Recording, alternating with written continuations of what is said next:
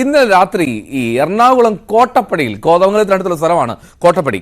അവിടെ കാട്ടാന കിണറ്റിൽ വീണു. പ്ലാച്ചേരി ഭാഗത്ത് സ്വകാര്യ വ്യക്തിയുടെ പുരയിടത്തിലെ കിണറ്റിലാണ് കാട്ടാന വീണത്.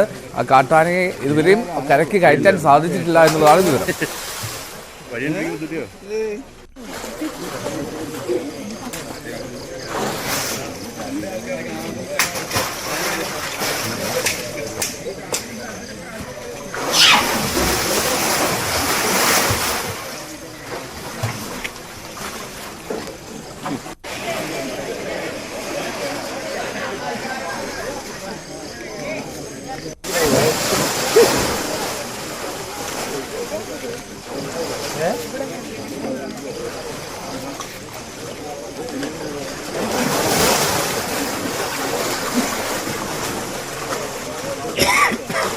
ടാൾസൺ പി മാത്യു ആണ് വിവരങ്ങളുമായി ചേരുന്നത്. ടാൾസൺ, ഗുഡ് മോർണിംഗ്.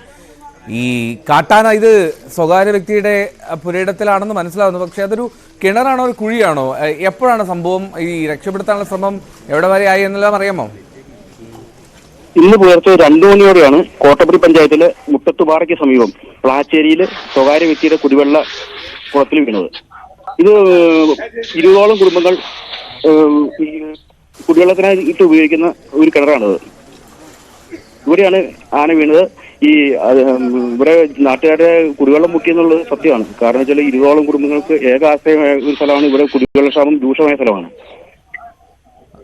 ഓക്കെ, ടാൽസൺ, ഈ പതിവായിട്ട് ഈ കാട്ടാനകൾ കൂട്ടമായി എത്തുന്ന ഒരു മേഖലയാണോ ഈ കോട്ടപ്പടിയിലെ പ്ലാച്ചേരി ഭാഗം? കോട്ടപ്പടിയിലെ പല മേഖലകളിലും കാട്ടാനകൾ എത്തുന്നതായി കേൾക്കാറുണ്ട്. 10 വർഷമായിട്ട് ഈ പ്രദേശത്ത് കാട്ടാന ശല്യം അതിരൂക്ഷമാണ്. നാട്ടുകാര് കാർഷിക വിളകൾ നശിപ്പിക്കുന്ന പതിവാണ്. നാട്ടുകാർ പല ഘട്ടങ്ങളിൽ സമര രംഗത്തിറങ്ങിയിട്ടുണ്ട്. ഇപ്പൊ തന്നെ നിലവില് പോലീസും വനംവകുപ്പും കുറച്ച് സ്ഥലത്ത് എത്തിയിട്ടുണ്ടെങ്കിലും മയക്കുവെടി വെക്കാതെ ഇവിടുന്ന് കൊണ്ടുപോകാൻ അനുവദിക്കില്ലെന്നാണ് നാട്ടുകാരുടെ ആവശ്യം. കാരണം ഇത് ജനവാസ മേഖലയാണ്. കിണറിടിച്ച് ആനയെ കയറ്റി വിട്ടാൽ 3 കിലോമീറ്റർ അപ്പുറയാണ് വനം. ഇവിടം വരെ ആന ജനങ്ങളുടെ സുരക്ഷത്തെ ബാധിക്കുമെന്നുള്ളതുകൊണ്ട് മയക്കുവെടി വെച്ച് കൊണ്ടുപോകാനാണ് ആളുകൾ ആവശ്യപ്പെടുന്നത്. ഇതൊരു ഒറ്റ തിരിഞ്ഞെത്തിയ ആന എന്നാണ് കണക്കാക്കേണ്ടത്? അതൊരു കൂട്ടമായി എത്തിയ ആന സംഘത്തിൽ ഒന്ന് വീടുകയായിരുന്നു. കൂട്ടമായി എത്തിയ ആനയാണ്. ആനക്കൂട്ടത്തിൽ നിന്ന് വീണാണ്. ഓരോ കൂട്ടം തെറ്റി വന്ന് വീണതാണ്. ഇന്നലെ രാത്രി പരിസരത്ത് ആനകൾ തമ്പിടിച്ചിട്ടുണ്ടായിരുന്നു. ഓക്കെ, ഇപ്പോ വനം വകുപ്പ് അവിടെ എങ്ങനെയുള്ള ശ്രമത്തിലാണ്? അത് ഇപ്പോൾ നിലവിൽ എന്തെങ്കിലും അത് കിണറ്റിലേക്ക് എന്താ പറയുക കയറ്റാനുള്ള ശ്രമം എന്തെങ്കിലും നടത്തുന്നുണ്ടോ? ഈ JCB ഉപയോഗിച്ച് മണ്ണ് നികത്തി അങ്ങനെയുള്ള സാധാരണ ചെയ്യുന്നത്. എന്താണ് മാർഗങ്ങൾ എന്താണ് തേടുന്നത് വനം വകുപ്പ്? പുലർച്ചെ തന്നെ JCB ആയിട്ടാണ് വനം വകുപ്പ് എത്തിയത്. പക്ഷേ നാട്ടുകാർ മയക്കുവെടി വെച്ച് കൊണ്ടുപോകാൻ കഴിയുമെന്ന് ആവശ്യപ്പെട്ടിട്ടുണ്ട്. ഓക്കെ, അപ്പൊ അതായത് കാട്ടാനെ ഇതുവരെയും പ്രത്യേകിച്ച് ഒന്നും ചെയ്തിട്ടില്ല, ആ കിണറ്റിൽ തുടരുകയാണ്. അതെ, തുടരുകയാണ്. ഈ ജനങ്ങളുടെ നാട്ടുകാരുടെ പ്രതിഷേധമാണോ ഈ കൂടുതൽ മുന്നിലേക്ക് പോകാൻ ഉള്ള തടസ്സം എന്ന് പറയാൻ പറ്റില്ല. കാരണം ഇത് സുരക്ഷാ പ്രശ്നമുണ്ടല്ലോ, അതുകൊണ്ടാണ് മെയിനായിട്ട്. നാട്ടുകാരുടെ ആവശ്യം അതങ്ങനെയാണെങ്കിലും സത്യം അത് തന്നെയാണ്. കാരണം 3 കിലോമീറ്റർ ആന ജനവാസ മേഖലയിലൂടെ കാട്ടിലേക്ക് പോകുക എന്ന് പറഞ്ഞാൽ സുരക്ഷാ പ്രശ്നം തന്നെയാണല്ലോ. അതുകൊണ്ടാണ് കയറ്റിവിടാൻ ബുദ്ധിമുട്ടായിരിക്കുന്നത്. നമുക്ക് ടാൽസനും തുടരുക.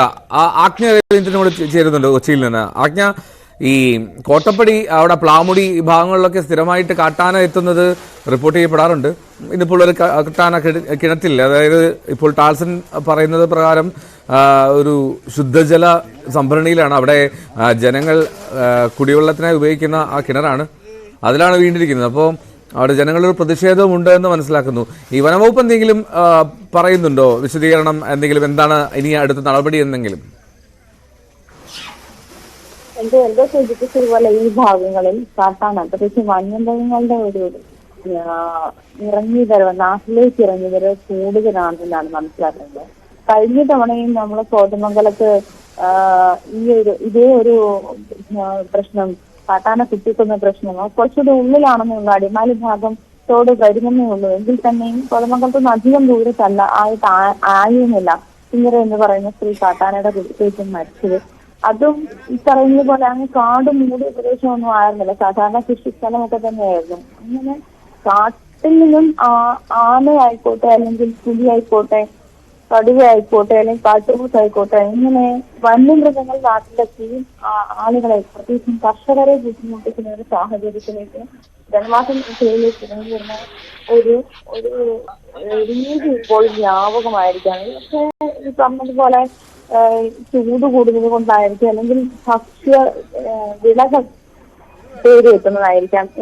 എന്തൊക്കെ ഇരുന്നാലും ഇതിന് ഫെൻസിങ് ഉണ്ടാക്കാനോ അല്ലെങ്കിൽ ട്രെൻസ് ഉണ്ടാക്കാനുള്ള നടപടികളൊന്നും വനംവകുപ്പിന്റെ ഭാഗത്തുനിന്ന് ഉണ്ടാകുന്നില്ല. മരണം ഉണ്ടായിട്ട് പോലും അന്ന് ഇത്തരം വലിയ പ്രതിഷേധങ്ങളാണ്.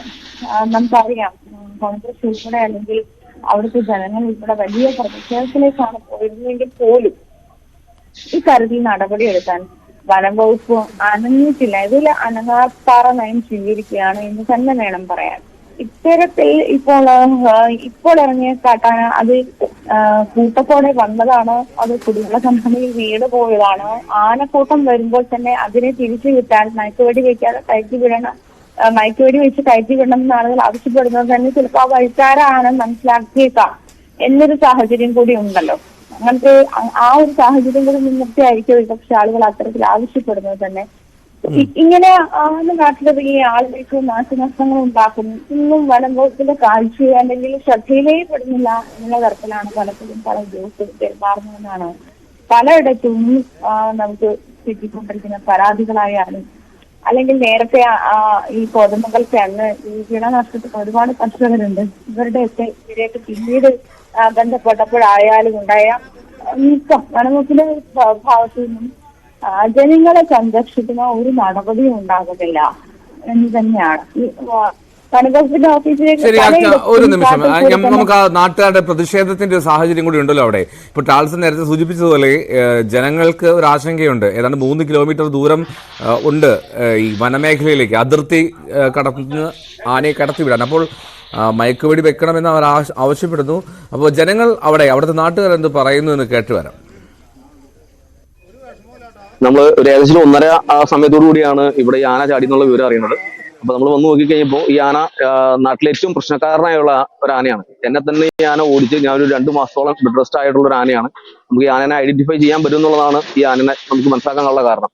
അപ്പോ നമുക്ക് വേണ്ടത് വെച്ചിട്ടുണ്ടെങ്കിൽ ഈ ആന ഇപ്പൊ വന്നേക്കുന്നത് ഏകദേശം 3 കിലോമീറ്ററോളം വനത്തിൽ നിന്ന് വിട്ടിട്ടാണ് ഈ ആന ഇപ്പൊ ഈ കിണറ്റിൽ വന്ന് ചാടിയേക്കുന്നത്. അപ്പൊ നമ്മുടെ ആവശ്യത്തിൽ ഈ ആനനെ മയക്കുവെടി വെച്ച് നമുക്ക് ഈ സാധനത്തിന് ഇവിടെ നിന്ന് കൊണ്ടുപോകാം. കാരണം ഇത്രയും പ്രശ്നക്കാരാണ് ആന. കാരണം ബൈക്കിന്റെ പുറകെ ഓടിയെത്തുന്നു, ആൾക്കാരെ ആക്രമിക്കുന്നു. അങ്ങനെ ഒരു 3-4 ആക്രമണം ഇവിടെ നടന്നിട്ടുണ്ട്. അപ്പോൾ അങ്ങനെയുള്ള ഒരു പ്രശ്നക്കാരനായ ആനനെ എത്രയും പെട്ടെന്ന് നമുക്ക് ഈ നാട്ടിൽ നിന്ന് തന്നെ ഒഴിവാക്കണം, മയക്കുവെടി കൊണ്ടുപോകണം. ഇപ്പൊ ഇവിടുന്ന് കയറ്റിവിടാനുള്ള നടപടിയാണ് ഒരു ഫോറസ്റ്റുകാർ സ്വീകരിച്ചുകൊണ്ടിരിക്കുന്നത്. പക്ഷെ ഇവിടുന്ന് കയറ്റിവിട്ടാൽ തന്നെ ഏകദേശം 3 കിലോമീറ്റർ ജനവാസ മേഖലയിലൂടെ പോയാൽ മാത്രമേ ആനയ്ക്ക് വനത്തിലേക്ക് എത്താൻ പറ്റുള്ളൂ. അപ്പൊ ആ പോകുന്ന വഴിക്ക് പല പ്രശ്നങ്ങളും ഉണ്ടാവാനുള്ള സാധ്യതയുണ്ട്.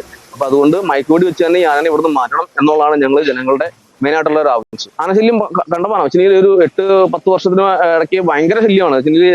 ഇത് ഞങ്ങൾ ഇന്നല്ല, ഞങ്ങൾ വർഷങ്ങൾക്ക് മുമ്പ് പ്രതീക്ഷിച്ച സംഭവമാണ്.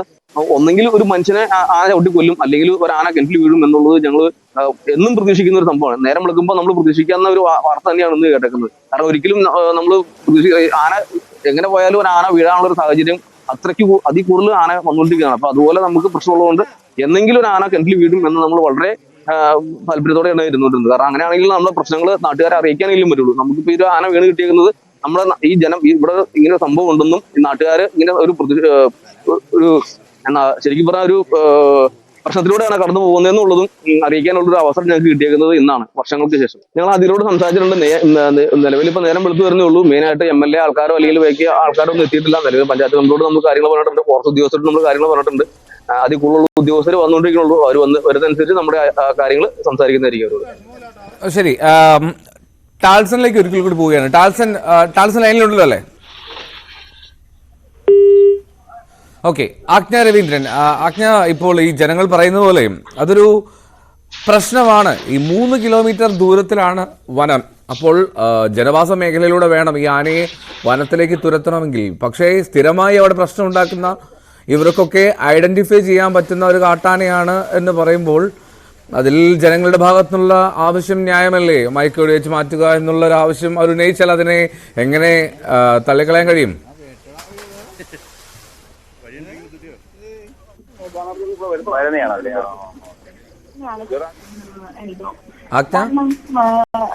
കാട്ടിലേക്ക് നാട്ടിലേക്ക് കാട്ടിലേക്ക് ഇറങ്ങുന്ന ഈ പറയുന്ന കാട്ടാനകളുടെ എണ്ണം കൂടി വരുന്ന ഒരു സാഹചര്യമാണ്.